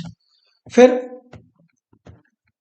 यहाँ पे दिया है X minus Y will be equal to 8, तो इसमें से कौन सा सही जवाब है, ठीक है, तो both X and Y must be positive for any value of X and Y, ऐसे कैसे, एक्स को यदि मैं -3 ले लूँ और 7, वाई को -11 ले लूँ, तो -3 minus -11 will be equal to 8, जो कि है ना पॉजिटिव आ रहा है, तो जरूरी नहीं निगेटिव भी हो सकता है दोनों के दोनों, तो ये इनकरेक्ट हो जाएगा, मतलब हमें यहाँ पे ट्रायल एंड एरर से ही करना है, इसका कोई कम्पैक्ट सॉल्यूशन नहीं है। फिर यहाँ पे X is positive Y must be negative for any value, ऐसा थोड़ी होता है, X will be equal to 11 और वाई को मैं 3 ले लूँ, है ना, देखो दोनों के बीच का डिफरेंस है ना, वो 8 ही आ रहा है, तो 11 ले लूँ और वाई को 3 ले लूँ 8, तो स्टिल 3 निगेटिव तो है नहीं, लेकिन फिर भी 8 आंसर आ रहा है हमारा, है ना, एक्स पॉजिटिव भी आ रहा है, तो ये भी इनकरेक्ट हो जाएगा। फिर if X is negative Y must be positive for any value of X and Y, ऐसे कैसे, एक्स को मैं -1 ले लेता हूँ, वाई को मैं -9 ले लेता हूँ, तभी भी एक्स माइनस वाई को करते हैं, ठीक है, तो 1 माइनस -9 माइनस माइनस 9 क्या हो जाएगा, +9 हो जाएगा, है ना। तो यहाँ पे -1 भी होगा, यहाँ पे टाइपिंग मिस एरर है। तो -1 माइनस माइनस 9, तो -1 + 9 विल बी इक्वल टू 8। तो ये भी मतलब ऐसा कुछ जरूरी नहीं है। तो neither 1 nor 2 nor 3 will be the answer. ठीक है, फिर moving on to next question. अब ये पैसेज दिए गए हैं, ठीक है। तो यहाँ पे दिया है most rational and crucial passage, message बताओ इस पैसेज का। अब पूरे पैसेज को पढ़ लें। तो इसमें दिया है कि animals are squeezed into smaller rods in cruel and shocking conditions, है ना। Such practices have resulted in many of the world's health pandemics. Meat production is water intensive. 15,000 liters of water is needed for every kilogram of meat, compared with 3,400 liters of rice, 3,300 liters for eggs, and 25 to 55 liters for kilogram of potatoes. यानी कि यही है, mass production of meat through industrial farming is cheap and is suitable for providing protein nutrition to poor countries. अब ऐसा है नहीं, मतलब सीधे सीधे यहाँ पे है क्रूअली और शॉकिंग कंडीशन में किया जाता है, और ज़्यादा संभव है कि ये वर्ल्ड हेल्थ पैंडेमिक्स का कारण बने। ठीक है, तो A will be incorrect. Meat production industry violates the laws against cruelty to animals. अब ये तो सही बात है, पर लॉ वॉ का कुछ बात नहीं की गई यहाँ पे, है ना। यहाँ पे एथिकल पर्सपेक्टिव नहीं देखना है अपने को, तो ये भी इनकरेक्ट हो जाएगा। फिर mass production of meat through industrial farming is undesirable and should be stopped immediately. देखो ये तो बात तो सही है ना, बात सही है, पर क्या ये क्रूशियल मैसेज है?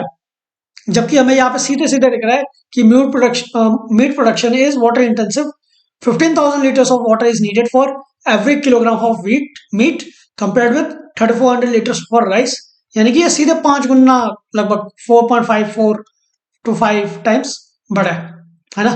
इसका भी अबाउट 3 to 4 टाइम्स समथिंग, है ना, 4 to 5 टाइम्स। और इसका तो मतलब सपोज है ना, यहाँ पे तो वो इसका 7 टाइम्स हो गया, 6-7 टाइम्स समथिंग, है ना। तो यही है कि इन्वायरमेंट कॉस्ट काफी अनसस्टेनेबल है, मतलब इतना पानी हम कहाँ से लेके आएंगे, है ना। It is when it is produce to industrial farming, कहाँ से मतलब इन्वायरमेंटल कॉस्ट लेके आएंगे, because not just water intensive है, बल्कि वर्ल्ड हेल्थ पैंडेमिक का कारण भी है, एवियन फ्लू है ना। क्रूएल एंड कंपटीशन तो आ जाएगा, है ना। तो ये भी मतलब नहीं होगा, और D will be correct answer, क्योंकि यहाँ पे मेन यही रीजन है कि meat production is water intensive, और इसके वजह से काफी वर्ल्ड हेल्थ में पैंडेमिक्स आई है, विश्व भर में हेल्थ स्वास्थ्य रिलेटेड पैंडेमिक्स आई है। जैसे अभी देखो कोविड आ ही रहा है, चल ही रहा है ना। So a male tiger was remove from Pench tiger reserve and was relocated in Panna national park. Later this tiger track towards his home 250 miles away. The trick of this solitary tiger highlights a crisis. ठीक है, इसका पूछा है कि rational और crucial message क्या दिया हुआ है। तो conflict between man and wild life cannot be resolve no matter what efforts we make. अब ये तो काफी ही नेगेटिव एक स्टेटमेंट बन गया, जो कि यहाँ पे मतलब सूट भी नहीं करता इस पैसेज को, तो ये इनकरेक्ट हो जाएगा। Safe wild life corridors between protected areas is an essential aspect of conservation efforts. ये तो सही बात है कि if there are recognised corridors between protected areas to allow unmolested passage, तो ये सही हो जाएगा, ताकि वो मतलब चले जा सके, आ जा सके, है ना। तो B will be correct. India needs to declare more protected areas and set up more tiger reserves. उससे क्या होगा, चले तो वो वापस वहीं पे आएंगे, है ना। तो इसके लिए एक पर्टिकुलर हमें कॉरिडोर्स बना के देने होंगे, तो ये भी इनकरेक्ट हो जाएगा। India national parks and tiger reserves need to be professionally manage. अब ऐसा तो है नहीं कि जेल में बंद करके रखा है, वो निकल के भाग गए, है ना, तो पकड़ के लेके आना है। तो प्रोफेशनली मैनेज तो कर ही रहे हैं, है ना। वो तो अब जानवर है, अब वो तो किधर भी जाएगा अपने प्रे के लिए, है ना। तो ये भी इनकरेक्ट हो जाएगा। और वैसे कुछ पैसेज में नहीं दिया है, तो यही है कि सेफ वाइल्ड लाइफ कॉरिडोर्स बनाने चाहिए। एक तो ये इसी से पता चलना चाहिए था कि वो 250 माइल या 250 माइल कोई आ सकता है वापस अपने घर पे अकेले अकेले, तो क्या क्या हो सकता है। और लास्ट वाले में दिया भी था कि रिकॉग्नाइज कॉरिडोर्स करनी चाहिए, एंड ये tigers can range over 100 miles seeking prey mates and territory, है ना। तो वाइल्ड लाइफ कॉरिडोर बना के दे देंगे तो सही हो जाएगा उनके लिए, तो बी विल बी करेक्ट। फिर last question of the day, assumption पूछा है। The strategy of conservation of wild life by locating them from one protected area to another is not often successful. यही तो है, पहले वाले में दिया है कि वो वापस ट्रैक करके आ जाता है, तो कैसे सक्सेसफुल मानोगे? वहीं पे रह जाती तब जाके सक्सेसफुल मानते ना। तो ये तो सही हो गया। India doesn't have suitable legislation to save the tigers and conservation efforts have failed, which forced the tiger to leave outside protected areas. अब आउटसाइड प्रोटेक्टेड एरियाज नहीं है, वो अपने घर पे ही गया वापस। ठीक है, पहली बात। दूसरी बात कि कंजर्वेशन एफर्ट्स फेल नहीं हुए, है ना। और वो वापस अपने ही घर पे गया, अपने ही मतलब लोकेशन पे गया, रीलोकेशन पे। ठीक है, यहाँ पे जैसे दिया था कि पेंच से पन्ना भेजा गया था, तो वो पन्ना से वापस पेंच में चला गया। ठीक है, तो अपने ही घर पे चला गया, तो वो प्रोटेक्टेड एरियाज के बाहर नहीं रह रहे। They are not living outside tiger reserve और protected areas. India does not have suitable legislation. अब यहाँ पे तो कहीं भी लेजिस्लेशन की बात नहीं कही गई है। अब एक और है कि कुछ लोग क्या करते हैं ना, कि यहाँ पे कुछ देता कि India does have suitable legislation to save the tigers, तो यहाँ पे ये सिर्फ डज लिख दिया होता ना, तो लोग मार्क कर देते इसको, जबकि यहाँ पे गलत हो जाएगा, because reference to the above passage दिया गया है ना। यदि यहाँ पे लॉ की बात करता तब जाके हम इसको मार्क कर सकते थे, बल्कि यहाँ पे लॉ की कोई बात नहीं की गई है, तो हमारे पास लॉ है। और दूसरी बात जो कि दिया है कि कंजर्वेशन एफर्ट्स हैव फेल्ड। अब कंजर्वेशन एफर्ट्स फेल तो हुए हैं, है ना, लेकिन फेल नहीं हुआ है एक तरीके से। लेकिन उनको जहाँ पे भेजा गया है कंजर्वेशन एफर्ट्स के लिए, है ना, वो वापस आके आ गए। तो थोड़ा सा फेल भी हुआ है, थोड़ा सा सक्सेसफुल भी हुआ है, कि वो वापस अपने ही घर पे आ रहे हैं, बाहर नहीं जा रहे, एंड आउटसाइड प्रोटेक्टेड एरियाज तो नहीं जा रहे। तो A will be correct answer, क्योंकि बी इनकरेक्ट हो जाएगा। So that's it guys, thank you इस साल के लिए।